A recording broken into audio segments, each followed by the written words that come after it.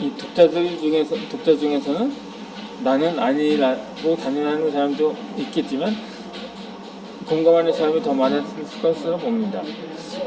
이런 독백은 결국 지시와 결과의 괴리를 가져오는 중요한 신호가 되기도 합니다. 다시 현재로 들어와 보면 지금 나 자신이 많은 직원들을 거두는 리더입니다. 지금의 신세계가 똑똑해서 과거의 나보다는 말을 잘 알아들을 것으로 생각할 것입니다. 소통의 명확성은 듣고 있는 상대방의 역량이 전적으로 기인한다는 생각을 가지고 있기도 합니다. 이런 생각들이 전에서 내려오면서 지금의 리더는 본인에게 문제가 있고 개선이 필요하다는 사실을 잊어버린 것은 아닌가요? 소통은 시작이 중요하다는 점을 좀 더 면밀하게 살펴보겠습니다. 아래 제시된 질문에 답을 해보시길 바랍니다. 그리고 스스로 평가 점수를 매겨보도록 합시다. 첫 번째로는 미팅 준비에 충분한 시간을 할애하는가? 두 번째는 미팅 시간에 미팅에 참석할 사람들 제대로 선정했는가? 세 번째는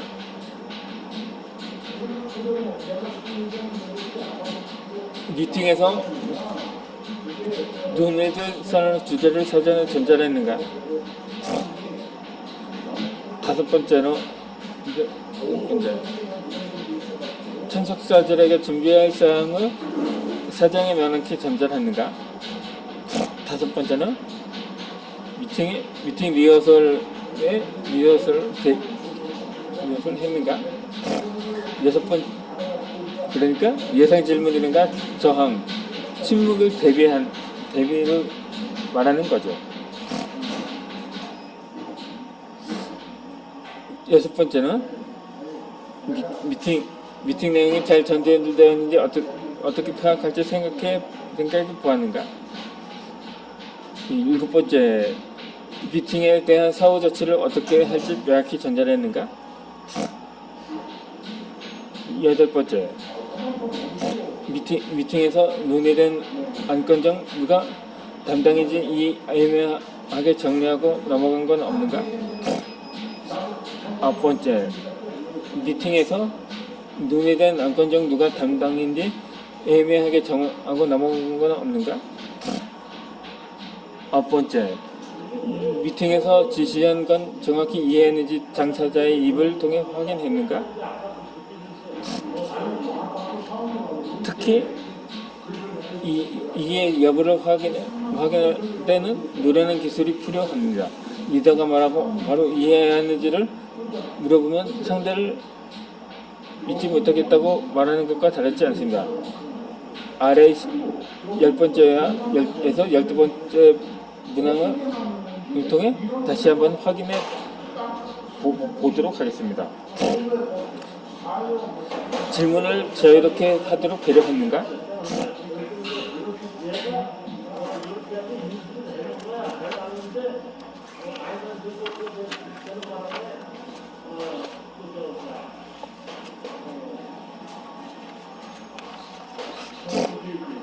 열한 번째, 잘못된 질문, 바보 같은 질문은 없다고 스스로 강조하는가? 또 마지막으로 12번째는 엉뚱한 질문을 받았을 때 편집 단지 잘했는가?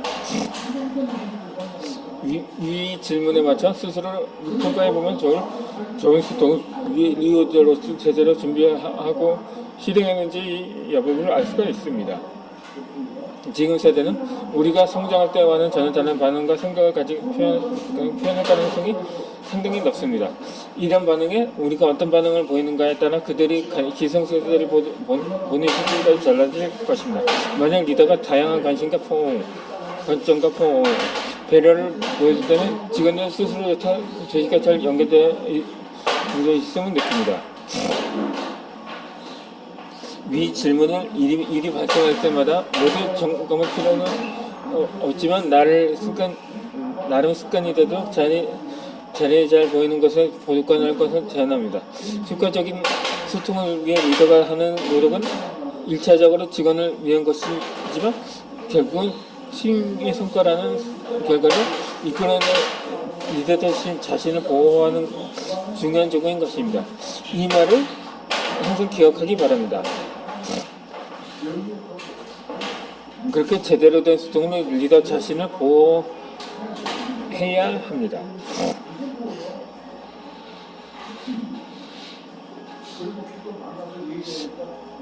자신의 기억력을 얼마나 신뢰하는가 100% 신뢰한다고 자신할 수가 있는가요?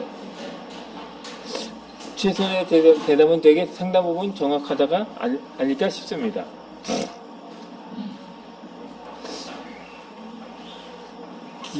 기업과 관련해서 개그맨들도 참고하는 좋은 소재가 바로 국회에서 벌어지는 청문회입니다. 대개 국회의원들은 자료를 산더미처럼 쌓아놓고 질문을 시작합니다. 자, 예를 들어보면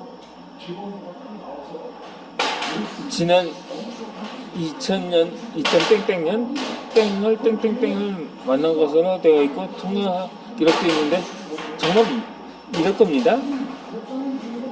그래서 질문을 이어가는데 했어요? 안 했어요? 라고 그렇게 압박을 하면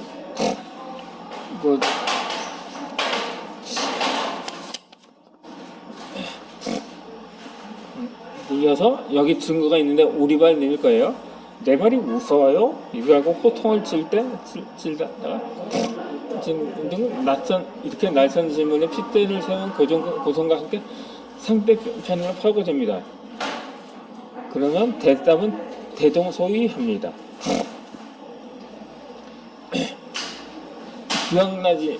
기억이 나지 않습니다.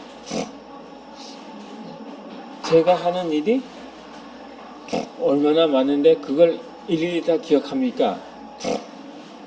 그날을 집에 있었던 것 같습니다. 라면서 대응을 하는 것을 봅니다. 이렇게 어떤 사건이든 분명 누구 하나는 거짓말을 하고 있는 상황이 매번 연출됩니다.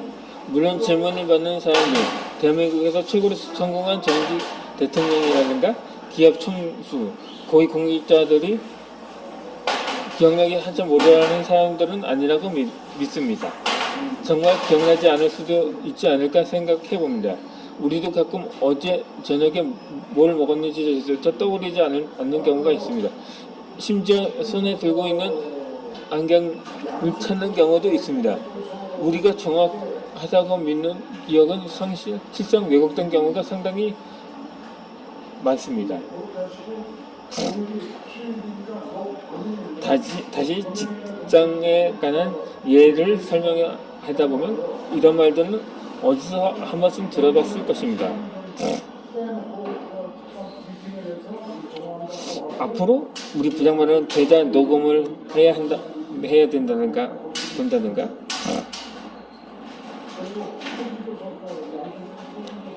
분명히 이렇게 말씀을 하셨잖아요. 근데 지금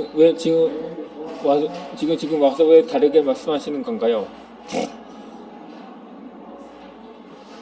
그리고 저는 분명히 기억해요. 그저께 제자리에 오셔서 보고서 작성해서 다음 주까지 제출하면 된다고 하셨어요. 그럼 바로 지금 보자고 하시면 어떡해요? 기억 안 나세요? 라고 말입니다. 그렇게 기억이 가물합니다.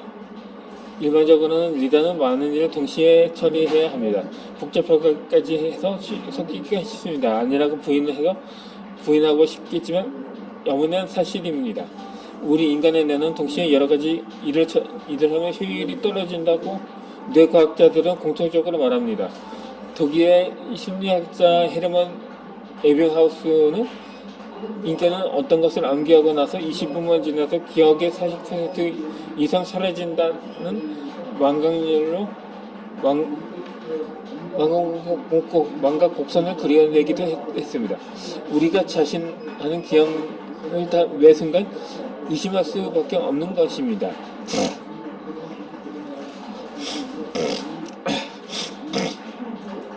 몇 해 전에 안방 극장을 뜨겁게 달궜던 드라마 도깨비를 기억하는가요?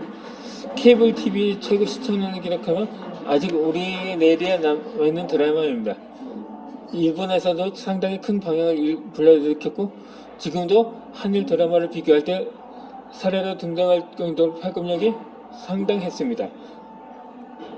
이 드라마는 매해 카타르시스를 안겨주었는데 절대 잊을 수 없는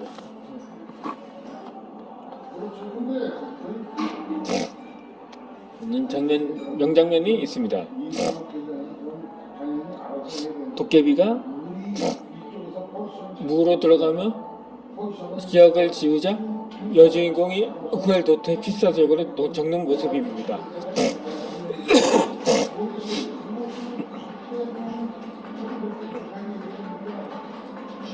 기억해야 돼. 난 도깨비 신부야. 이런 대사가 떠오릅니다.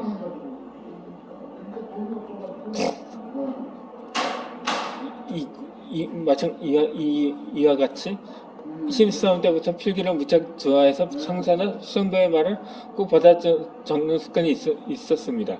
적는 걸 좋아하다 보니 자연스레 다이어리에 관심이 많았고 그 당시 최고가 시스템 다이어리였던 프랭클린 다이어리를 5년 이상 사용하기로 했습니다. 상사들은 받아 적는 습관을 상당히 긍정적으로 평가해 주었습니다. 가끔씩 상사들이 다른 직원들에게 제대로 기억도 못하면서 왜 받아 적지도 않는 거야? 이해가 안 된다. 정말 푸른처럼 못한 기억도 생성합니다. 이 차를 새로 샀을 때 가장 짜증나는 일은 단차일 것입니다. 차의 본체와 나머지 열고 닫는 부분에서 유격이 생기거나 틈이 비정상적으로 벌어져 있거나 눈에 띄게 좌우 터칭이 맞지 않는 현상 말입니다. 우리의 대화도 마찬가지입니다. 팀의 리더와 구성원들 간에 발생하는 소통의 단차는 앞에서도 언급한 것처럼 신뢰와 성과에 큰 영향을 미칩니다. 이런 단차를 없앨 수 있는 방법이 바로 적사생존, 죽는 자가 생존한다는 법칙입니다. 나의 불완전한 기억에 의존하지 말고 중요한 대화는 지시는 반드시 마무리하길 바랍니다. 근사하게 그대로 지시하고 나서 나중에 다시 미팅할 때 단체가 생겨버리면 곤란합니다. 오히려 리더가 더 꼼꼼히 기억하면 소통의 단체를 없애려는 모습을 보인다면 직원들도 금방 닮아올 것입니다.